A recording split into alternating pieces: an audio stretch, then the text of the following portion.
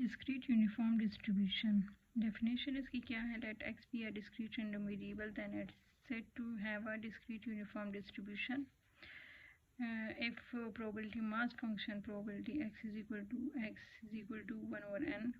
तो probability mass function जो है इसका हमारे पास है 1 over n और x की वैल्यूज जो है वो 1 up to 1 2 3 up to n तक है।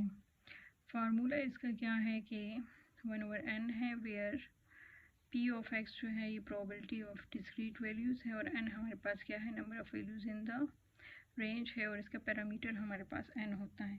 फॉर एग्जांपल हमारे पास अगर कोई भी एक्सपेरिमेंट है, जैसे हम डाई को थ्रू करते हैं तो उससे जो आउटकम आता है उन सब की प्रोबेबिलिटीज़ जो हैं वो क्या होती हैं? इक्वली लाइकली होती है और सबकी प्रोबेबिलिटी सेम होती हैं।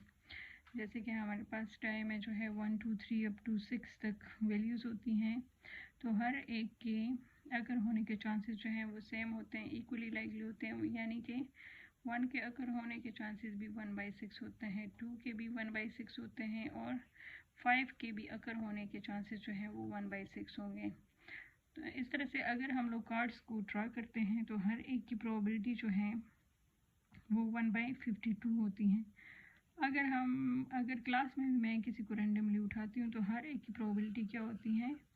1/31 या जितने भी स्टूडेंट्स हैं उन सब के बराबर होगी। तो हमारे पास जो है जब भी इस तरह के एग्जांपल्स होते हैं, इस किस्म का क्वेश्चन होता है, तो उसमें हम क्या यूज़ करते हैं? Uniform distribution. और यूनिफॉर्म डिस्ट्रीब्यूशन क्या होता है कि उसमें हमारे पास एक कंडीशन होती है कि probability distribution with equally likely outcomes. हमारे पास ये जो आउटकम्स होते हैं क्या होते हैं? इक्वली लाइकली होते हैं, यानी सबके अकर होने के चांसेस जो हैं वो सेम होते हैं।